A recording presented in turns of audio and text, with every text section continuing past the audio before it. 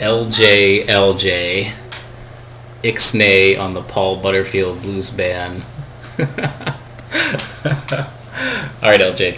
So, just saw that you posted a video about the Paul Butterfield Blues Band, and my oh my, do I have a thing or two to tell you about the Paul Butterfield Blues Band. And when I say a little thing or two, it's a couple of things, I guess. So, the first album, and one thing you might want to do with check your album that you got, take a look at the label. That's the OG right there, the original Gangster. You have that one. Not sure if you do or not. But anyhow, first album, just absolutely fantastic. Sort of discovered, let me move this way, sort of discovered this album when I was in college, when I was working at the record store. I knew who Paul Butterfield was. I had two albums. I'll show you which ones they are here in a moment. But I sort of went back and sort of, you know, became obsessed with Mike Bloomfield and things like that. He is this gentleman right here. We'll talk a little bit about him. And also Elvin Bishop, who you may know by Fooled Around and Fell in Love. Oh, I'm going to have that song stuck in my head all night, I know it. But this is just a great, fantastic album. Their first album is just, I can't say enough about it. Words cannot describe how awesome this album is. I got my mojo working. I love that. Cool thing about this album, there's a CD that was issued, I think about in like 1997 or so. It's called the Original Lost Electro Sessions, and it actually is sort of their first album that they actually were going to record, instead of this sort of incarnation, I guess. But the technology sort of changed, so I don't remember if it's like, I think when they originally recorded it was like maybe on, I'm just trying to think of how the times were. I think it was like a 4-track recorder, and then either like 8-track had come out, I think, during the recording process, so they kind of decided to scrap it all and then start fresh so they could get a better sound with it. Might even be more primitive than that, I don't know offhand. This is just a fantastic album. I love the disclaimer here. We suggest that you play this record at the highest possible volume in order to fully appreciate the sound of the Paul Butterfield Blues Band. That's a disclaimer that I can take to heart. So, totally awesome, the very first album for Electra. So, the next album is East West. Now, East West, for me, I think this album is, I think, kind of like definitely one of the first albums that started psychedelic music. You know, keep in mind, a lot of people, a lot of college kids back, you know, originally were listening to this and sort of, you know, listening to the blues, kind of the folk blues kind of revival going on at that point. But this album, especially the track East West, which is like 13 minutes long, really kind of explored the raga music and things like that. Really, really awesome. Has Mary Mary on it too, which is, you know, written by Mike Namesmith. You know, Mary Mary, where are you going to? Just fantastic album. I love this. Actually, I had this CD first before I had the first album. Kind of took a weird route in discovering these guys, but this was really, really cool. Just great guitar work by Mike Bloomfield. So, and these are in chronological order too. As much as I can, I'm missing like 2 albums, but the next one, if you ever see this one, whew, this is, it's so hard to kind of say which one's my favorite, because especially Driftin' and Driftin' on here, it's like 9 minutes. It's called The Resurrection of Pig Boy Crabshaw, which that was Elvin Bishop's nickname. So at this point, Mike Bloomfield was sort of out of the band. He had left to kind of pursue other things with the Electric Flag. We'll talk about them in a moment here.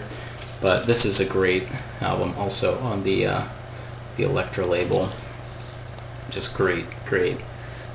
So many good songs. Born on a Bad Signs on here. Dropping Out, Tollin' Bells, One More Heartache. I can just think about that song right now. So good. So that's that one. And then I think I'm missing. I don't know. Without cheating, I don't know which one came next. I think this one is. This is what came next. It's In My Own Dream. Again, still Elvin Bishop, still on guitar. Really, as far as with the original lineup, Paul Butterfield and Elvin Bishop, kind of the only two people still in the group. But it's pretty cool. It's kind of a different direction. It definitely has an interesting approach to it. The funny thing is, like, if you look at the covers on here, like, I hope I don't get any sort of terms of service violation for that one, but it's just all over this cover. There's just all kinds of, ladies in here you don't really see on the front, but on the back there. So it's really a very, very cool album.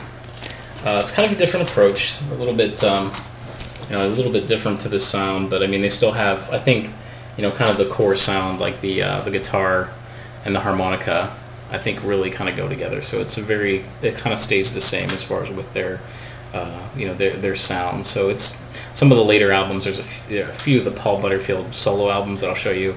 It really just doesn't cut it. I don't think, the guitar work was definitely held together by Elvin Bishop or Mike Bloomfield, depending on which particular album they're playing the lead in. Then there's the one album, forget what that one is. That one has a Love March on it. It's the one, like, 1969. It came out right, kind of before the whole Woodstock thing. But this is awesome too. It's a great compilation if you ever have a chance to get it. I really don't know why I have this, because I have, I think, everything on it. But it's the Paul Butterfield Blues Band, Golden Butter. Love March is on here. Blind Leading the Blind. So I really think there's only one album. This pretty much has, the first two albums, all the great tracks on it. So good. Made to really listen to these guys right now. I was so excited. I was just like, I gotta do a good video response. I gotta do a video response. So, just really, really cool stuff. This came out in '72 is what this is on the label. So, and then this was my introduction. This is one of my introductions to it. A long time ago, I bought a whole bunch of records, and this was one of the ones that's in. Obviously, it's just pretty battered, but Paul Butterfield at this point had kind of gone on to started doing. It kind of became like sort of like a lounge kind of sound, blues by 1970. It kind of became sort of like a fad. So not a lot of people really, were into kind of those original bands. Especially with the kind of the British blues invasion. A lot of that was becoming pretty passé. So, I mean, this album is pretty popular, but I don't really think it did. I don't think it really did as well as this is really cool. Just has a lot of all the Electro artists on it. That's really cool. That's how long it's been since I've listened to this. It's been quite some time. Rhino Handmade did a CD collection of this, where it's sort of the album plus some bonus tracks. It was a limited edition. I was fortunate enough to have a copy. So definitely really cool album. I like it. It's kind of different. It's a little bit of a departure, like I said. It kind of sounds a little loungy, a lot more emphasis, I think, on the kind of the electric keyboards and things like that. So here's two Paul Butterfield solo albums. Here's one that's called Better Days. I also have this on CD. It's actually a gatefold, big Hohner harmonica there. Just not really. I don't think there's really too many notable tracks on this. It's just a good blues album. I mean, I've listened to it now and again, but there's not really anything as far as with Baby Please Don't Go was on it. New Walkin' Blues, Nobody's Fault But Mine. I mean, it's not. I think it's one of the better solo albums. It's on Bearsville. Actually, now I'm looking at this. I mean, it's a pretty decent album. I'd say it's probably the one that you would want to get of his solo stuff, of the actual Paul Butterfield solo stuff. And last but not least, this is another one that I had. This is from, I think, 76, 75. It's Paul Butterfield, Put It In Your Ear. Is a terrible album, but it kind of lacks quite a bit in the kind of stylistic sort of thing. It just is just kind of a really weak. I mean, it's a blues record, but very, very weak in that aspect. And then one other thing I think that you should really get, definitely the Electric Flag, A Long Time Coming. This is where Mike Bloomfield, after he left the Butterfield Blues Band, started this with Buddy Miles.